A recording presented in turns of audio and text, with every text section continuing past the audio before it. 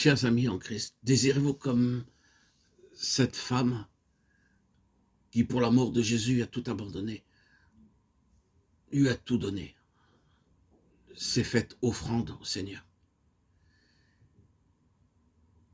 et lui a dit qu'elle lui donnait tout, toute sa vie. C'est ainsi qu'elle marcha dans la joie du Seigneur. Peut-être vous n'avez pas dit cela. Ne vous êtes-vous pas offert au Seigneur? Peut-être ne vous êtes-vous pas abandonné au Seigneur? Parce que vous avez pensé que ce n'est pas nécessaire. Mais dites-le, dites-le, dites-le dès aujourd'hui.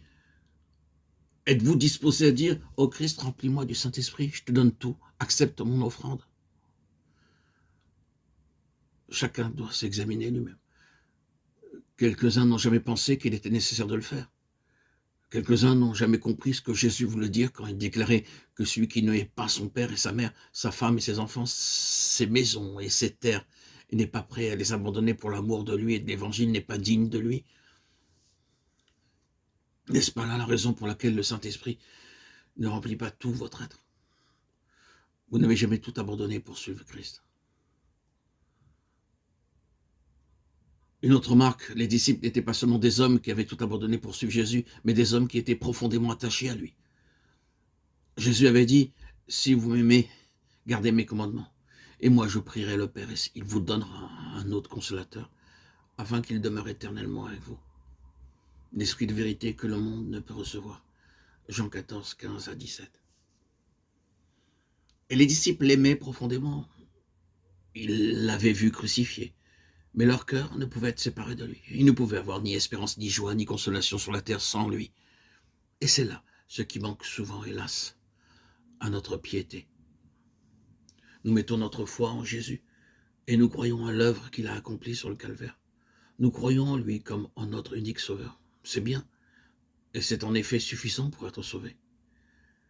Mais l'idée que la foi consiste en un attachement profond, personnel, intime, à la personne de Jésus, et dans une communion journalière avec lui, la pensée que cette foi implique que Jésus, l'invisible, sera mon ami et mon guide, et mon gardien chaque jour, mon conducteur, le maître auquel j'obéis. Ah, hélas, combien de chrétiens n'ont jamais une telle pensée?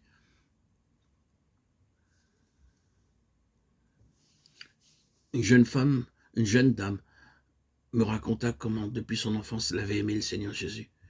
Elle avait été élevée dans un foyer chrétien et dans un milieu chrétien. Mais quelle différence pour elle lorsqu'elle avait découvert ce qu'était la plénitude du Saint-Esprit. Je lui dis, depuis votre enfance, vous avez vécu dans une chaude atmosphère chrétienne. Dites-moi en quoi consiste, à votre idée, la différence entre la vie que vous viviez alors et celle dont vous avez fait l'expérience par la suite. Sa réponse fut prête aussitôt, et c'était une réponse très simple.